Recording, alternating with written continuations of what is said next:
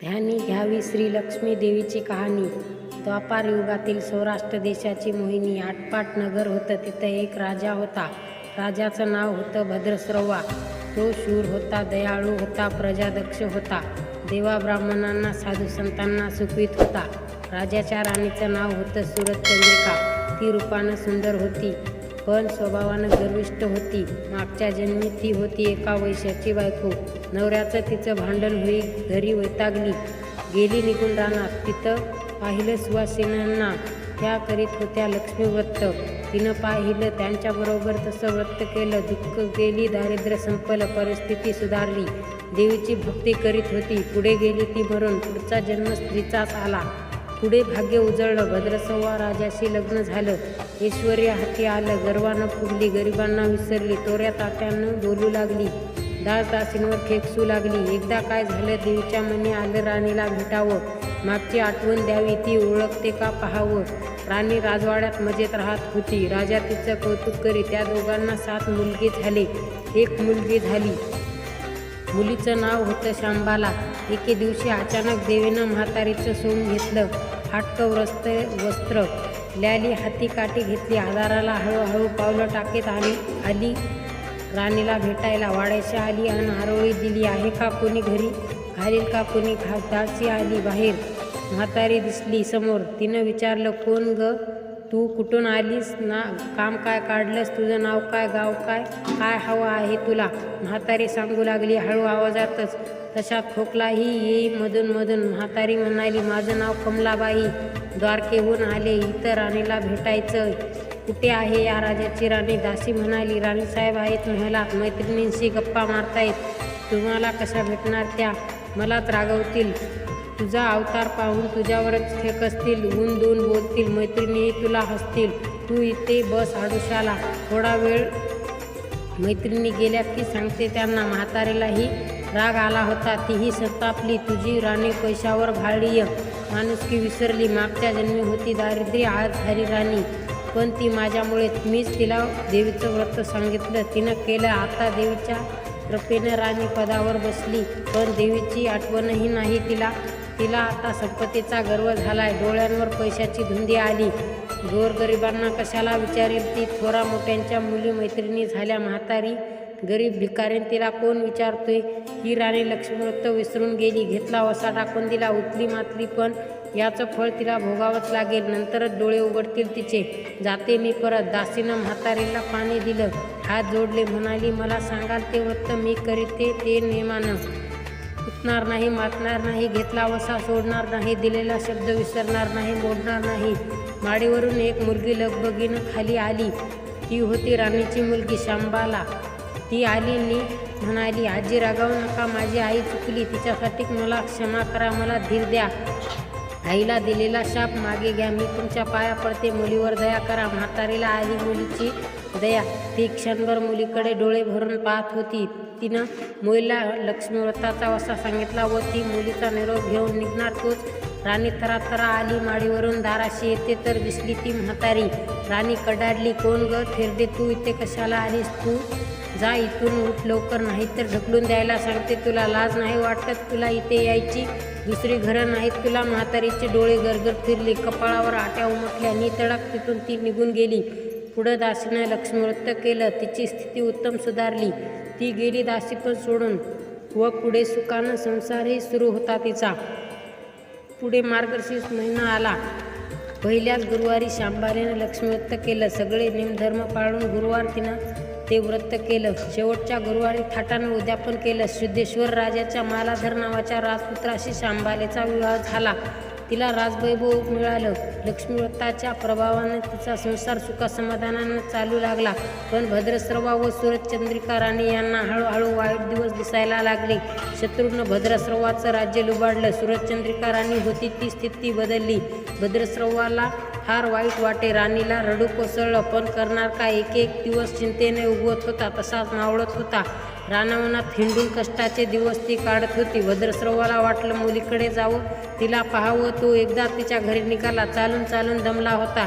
नदी तीरावर विसाव्यासाठी थांबला. राणीची दासी नदीवर येत होती. तिनं भद्रस्रवांना पाहिलं, ओळखलं. परत लगबगीनं घरी गेली. राजाला बातमी सांगितली. मालाधरानं माणसं पाठवली, रथ पाठवला, श्वशुरांना घरी आणलं, मान सन्मान केला, नवी वस्त्र दिली व गळ्यात हार घातला. शांबाला वडिलांची नीट व्यवस्था ठेवत होती. राजाचे दिवस मजेत जात होते. आता परत जायचा विचार त्याच्या मनानं घेतला. जावयाला तसं सुचवलं. भद्रस्रवा मुलीचा व जावयाचा निरोप घेऊन निघाला. जावयानं नोकराजवळ एक हंडा दिला, मोहरांनी भरला होता. नोकराच्या सोबतीनं राजा पुन्हा घराकडे परतला. चंद्रिकेला भेटला. हंडा पाहून ती खुलली. हंड्यावरचं झाकण काढलं. आत पाहतो तो काय, आत दिसले कोळसे. सूरजचंद्रिकेनं कपाळावर हात मारून घेतला. नवऱ्याला सांगितलं. तोही चकित झाला. ते ऐकून दुःखाचे दिवस संपत नव्हते, दारिद्र्याचे भोग सुटत नव्हते, चिंतेचे ढग सभोवर दिसत होते, काळजीचा वणवा भडकत होता. सूरजचंद्रिकेला एक एक दिवस अडचणीचा वाटत होता. तिच्याही मनाने घेतलं, एकदा मुलीला भेटावं, डोळे भरून पाहून यावं. आपल्या नशिबाचे भोग आपणच सोसायला हवेत, दुसरं करणार काय. एका गुरुवारी ती घरून निघाली. मुलीच्या गावच्या नदीतीरी बसली. अगदी दमून गेली होती ती. त्या वेळीच एक दासी नदीवर आली होती. तिनं राणीच्या आईला ओळखलं. ती महाली गेली. राणीला बातमी दिली, तुमची आई नदीवर बसली, खूप दमून गेलेली दिसली, तिला आणायला पाठवा कोणीतरी. शांबालीनं रथ बोलावला.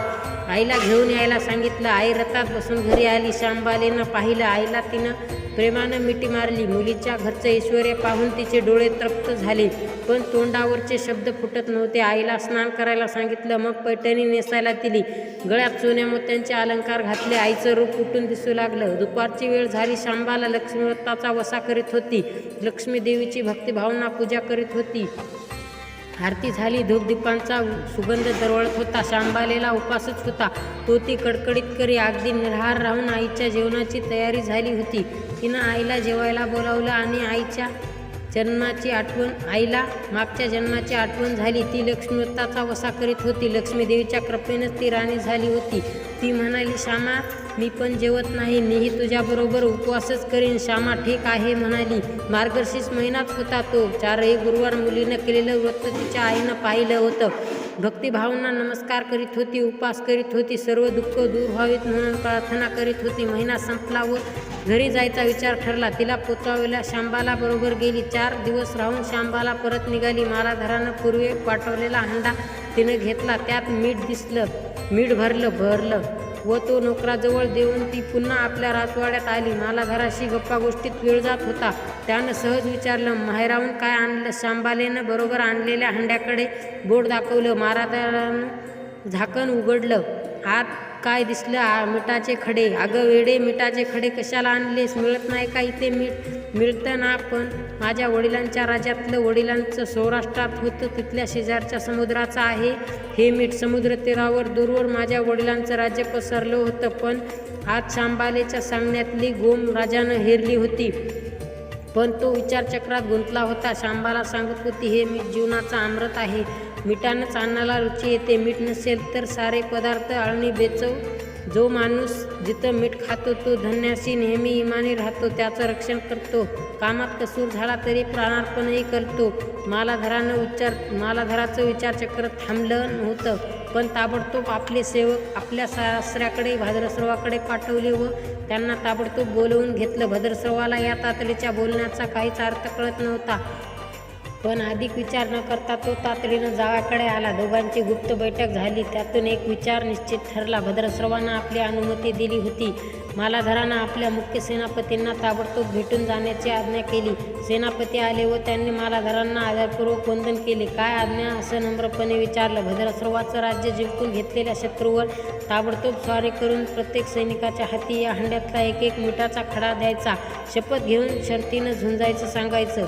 राजाच्या आज्ञेनुसार सेनापतीनं सर्व व्यवस्था केली व दुसऱ्याच दिवशी सर्व सेना घेऊन शत्रूवर चाल केली. शत्रू बेसावध.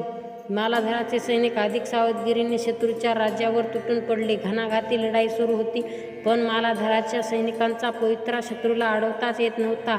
शत्रूचे सैनिक जमिनीवर कोसळत होते. मालाधराचे सैनिक पराकाष्ठाने पुढचे पाऊल पुढचे सरसावत होते. युद्धाचा तांडव अखंड चालू होता. सूर्य पश्चिमेकडे सरकत होता. थोड्याच वेळात अंधार पसरणार होता. मालाधराचे सैनिक अधिक इच्छेने पुढचं पाऊल पुढे खेचत होते आणि शेवटी मालाधराच्या सैन्यानं शत्रूचा पुरा फडशा पाडला होता. मालाधराच्या सैन्यानं अपूर्व विजय मिळवला होता. भद्रस्रवाचं राज्य पुन्हा मिळवलं होतं. मालाधराला व शांबालेला ही आनंदाची वार्ता सेनापतींनी ताबडतोब कळवली. मागे राहिलेल्या सैनिकांनी त्या शत्रूच्या राज्यातील मुख्य खजिना लुटला. अफाट संपत्ती त्यांना मिळाली होती. ती पोत्यात भरून मालाधराकडे आणली. त्यात सोन्याच्या मोहरा होत्या. कित्येक शस्त्रांचा साठाही होता. मालाधरानं भद्रस्रवाला चंद्रिका राणीला घेऊन यायला सांगितलं. त्या आल्यावर घरात आनंदाला उधाण आलं होतं. तो होता गुरुवारचा दिवस. शांबानेनं लक्ष्मीवृत्ताची पूजा केली, आरती केली. धूपदीपांचा सुगंध दरवळत होता. तिनं व तिच्या आईनं उपवास केला होता. रात्री देवाची आरती झाली. देवीला नैवेद्य झाला व सर्वांचं मिश्रणाचा नैवेद्य झाला. मार्गशीर्ष महिन्यातला हा शेवटचा गुरुवार, लक्ष्मीवृत्ताचा शेवटचा दिवस. या मंगल मुहूर्तावर मालाधरानं भद्रस्रवाचं राज्य त्याच्या स्वाधीन केलं व या व्रताची खरी सांगता झाली. राजा राणी परत आपल्या सौराष्ट्रात आली. सूर्यचंद्रिकेनं पुन्हा लक्ष्मीवृत्ताचा वसा घेतला व तो आजन्म पाळला. घरची स्थिती पुन्हा पूर्वीप्रमाणे सुधारली होती. राजाने 7 मुलगे कुठेतरी दूरदेशी गेले होते. तेही अचानक घरी आले. त्यांना पाहून आई वडिलांना खूप आनंद झाला.